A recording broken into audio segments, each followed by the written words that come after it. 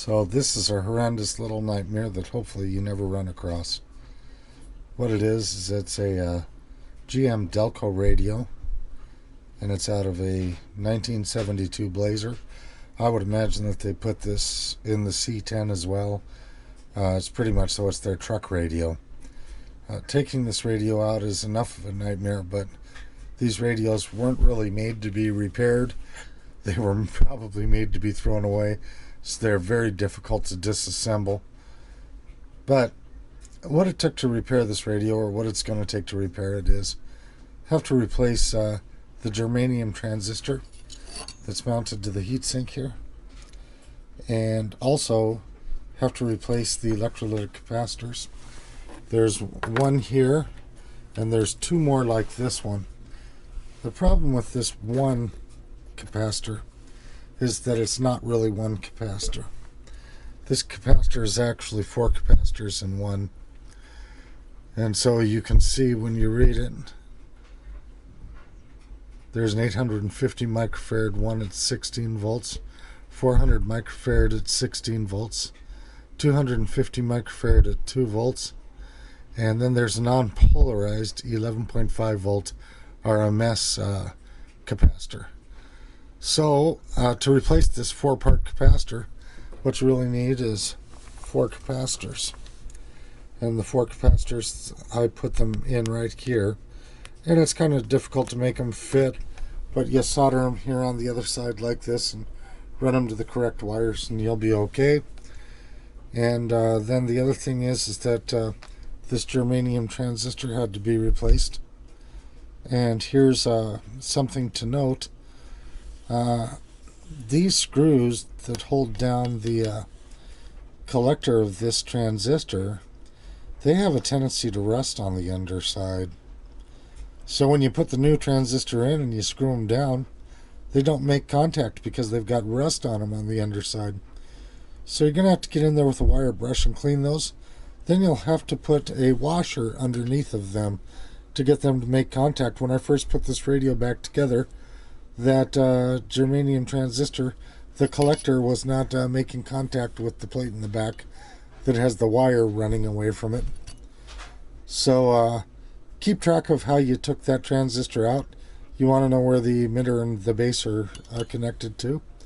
And also keep track when you take this large multi-section capacitor out of here, because this large multi-section capacitor, you have to pay attention to which capacitor is which, so that when you put the new ones in, you hook them up to the right place. You will have to get a non-polarized capacitor for that, and I would suggest getting a 50 to 100 volt one. Anywhere in there ought to work. I know it says 11.5 volts RMS, but most of them aren't rated in RMS. So the next thing is, the reason why the radio has to be disassembled so far is you want to replace these two electrolytic capacitors. They're on top of this board back here. They're extremely difficult to see. You can see one of them right here, and you can see the other one that I replaced is right over here. So getting into the bottom of this board, this radio has to be just disassembled to death. It's a very difficult thing to do. I wasn't filming when I took it apart, so what I'm going to do is I'm going to film it as I put it back together again, and that way hopefully you can just reverse the order and you'll be able to take it apart.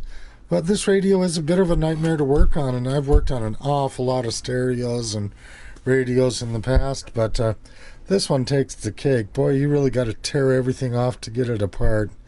You got to unsolder a lot of stuff, and there's some things that you have to be careful about unsoldering so that you don't break them. Anyway, basically it's a nightmare. So we'll take a look as we put it back together again and show you step by step. When you see it go back together, maybe you'll understand how to take it apart, hopefully. Okay, see you in a bit. Okay guys, here's one other thing we're going to do. We're going to apply some lithium grease to this. Here you go. So it's just your everyday average white lithium grease, multi-purpose lubricant. We're going to apply some to this little threaded deal that turns this. We're going to apply it to both of those. We're going to apply it to this pole right here. We're going to apply it to this pole. We'll apply some here, some here, some here, some here, some down in here, some right over here. We're going to apply lithium grease to every place where two parts move against each other. And we're going to do that so that the tuning function on this works well. It does it how after all, it has push buttons for tuning, and we want to make sure that this whole mechanism moves very freely before we put it back together again. One of the other things I wanted to warn you about is you want to make sure that each of these wires goes to the positive side of the capacitors that you install, and that the other side gets soldered onto the chassis. Of course, the chassis is always negative, and the positive side of these capacitors has to go to the wires, except for the non-polarized one. Doesn't matter. The one that has the actual blue wires going to it, it's non-polarized and it doesn't matter either way. When you replace the capacitors up on the board, if you take a look at the bottom of the board will tell you where the positive side goes on those capacitors. But you want to watch when you take them out and make sure that you keep the polarity right. You'll notice the little plus sign here. The plus of this capacitor has to go to the plus side. On this other one, the plus is on the outside and the negative is on the inside. So watch your polarities when you pull them out. One more look at the top of this board. There are two capacitors that look like this that have to come out.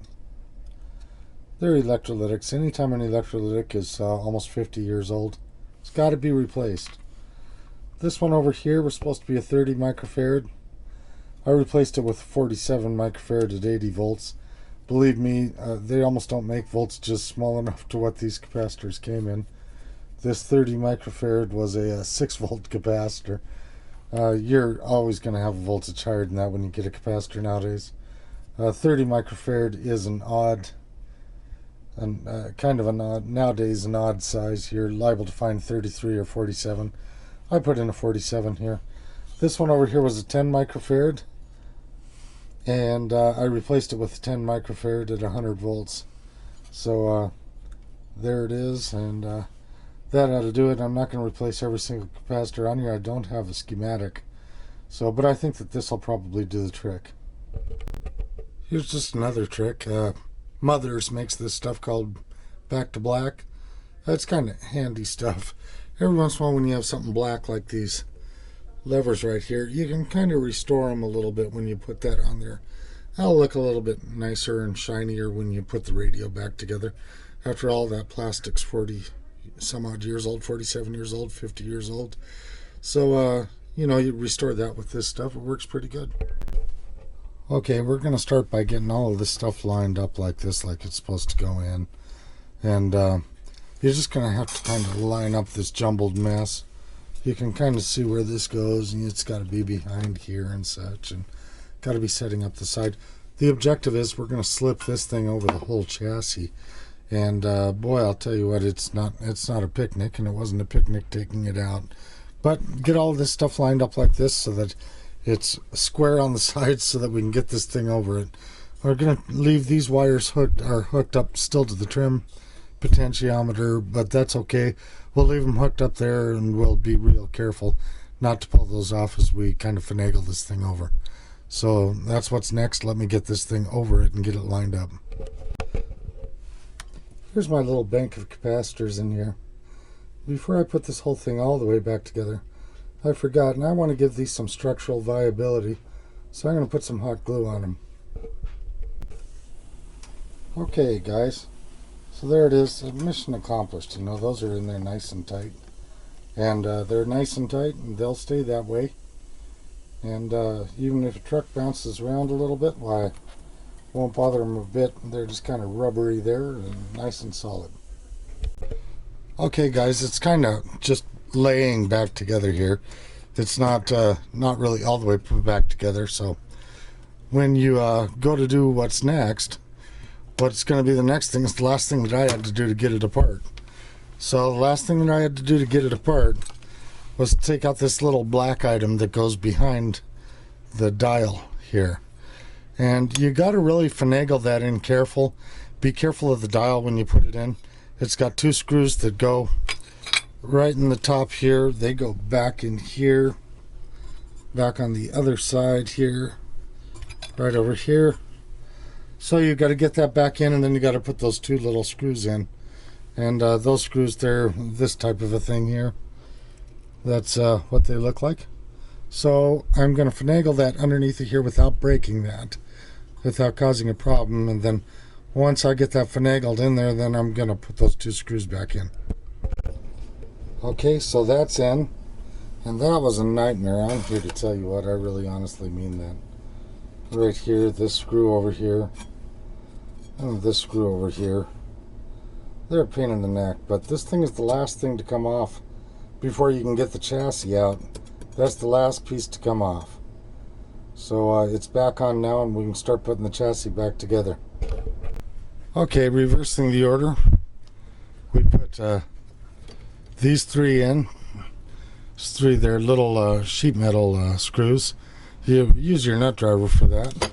And we'll put this one in over here on the side, which we had to also take out to get this thing apart. So those were the ones that came out next, and next we'll go to the faceplate here. Okay, here's the faceplate. You'll notice that I didn't take this one out of the faceplate. The only thing that is a bearing for the tuner rod. So try not to remove that when you're taking the faceplate off. Don't take off that little nut there, because that bearing just falls down in there. The other one is for the potentiometer, and it really does go on. And then of course there's some holes here for screws, so on it goes. Okay, so the faceplate's back on. There's one nut that goes on the potentiometer over here. There's one of these little sheet metal screws here, sheet metal screw here, and a sheet metal screw here. Of course the tuning shaft is sticking through there just like it's supposed to. So this chassis is starting to come together. Let's move around to the other side and get down to that. Okay, the next part of this is extremely miserable. There's this little tiny wire right here. This tiny wire has to go back onto here. Had to be taken off to get this thing out. Another side of that coil goes over here. You want to be really careful with all of this because it's extremely delicate. There's another wire that goes right from the chassis here over to here, and that wire right there was so delicate that it broke off, so I'm going to have to put a new one on. But I had to take both of those off to get this chassis out because they're attached, and you can't remove it without removing those two wires. There's one more to go after this, but what we're going to do is we're going to put these back on. Okay, we take one more look in here, and you can see that this wire has been fastened back to chassis, and this incoming antenna lead has been hooked up as well, so those are good to go. Okay, so we've taken care of this side. We're going to flip it over. We're going to take care of this other side. As soon as I get it flipped over, I'll show you what I mean. Okay, there were a couple of issues getting this thing apart. So here's one of them. This little fork right here goes onto the negative terminal of the plug, and it also grounds everything to the chassis. You have to unsolder that. And this is the hot wire that comes in. Now why they chose to do this I do not know, but they chose to solder that right here. So that hot wire, you kind of push it over and solder it in right there. You can see that has to be desoldered to get the chassis off. Then you have to take this connector out of its two little sliders. So what we're going to do is we're going to solder this back in and solder this back to the chassis. Okay, so you can see that that's soldered down to this plate here, which by the way is not grounded. It's actually, this is the hot wire, and they put an insulator in between this copper plate and the chassis. It's a little bit crazy, but that's the way it is. That's the hot wire. And this one right here has been soldered to ground. So those were two of the things that had to be taken off to take the thing apart, and that's putting them back on. Now what we're going to do is we're going to move over to the top here, and we're going to put these screws back in the circuit board here, and put those on and get that done, and fasten down the circuit board. So we've got the circuit board all fastened down here. We've also got the heat sink we fastened on over here. The other fastener for the heat sink is going to go on the back plate, which is the bottom of the radio, basically. That fastener's going to go right over here into the heat sink and hold it there. One of the things a couple of things you got to be careful of here. These wires are going to be a little bit tight on this heat sink. These 3 wires up here on this for this transistor. And whatever you do, make sure that you leave a hole in there, because this light comes through the back of the radio and goes right here, you know. So basically, you got to leave a spot between those wires where that can go through. So that's the way it looks right now. I'll get the bottom on here in a second, and we'll take a look at what that looks like with the bottom on. Okay, so for all practical purposes, the radio has been put back together. This is the light that goes inside. Like I said, leave that there so that you can click that in. Just kind of push it real hard. You get it in. And that's the light for the dial. And it's kind of just kind of shoots light all over the compartment. One of the things that we want to make sure of here, we want to make sure that this collector is not in any way, shape, or form touching the ground of this radio. So we're going to take a ohm meter, and we're going to touch one probe of the ohm meter here and touch one to the metal of the chassis. Make sure that that's not shorted out before we turn it on and give it a try.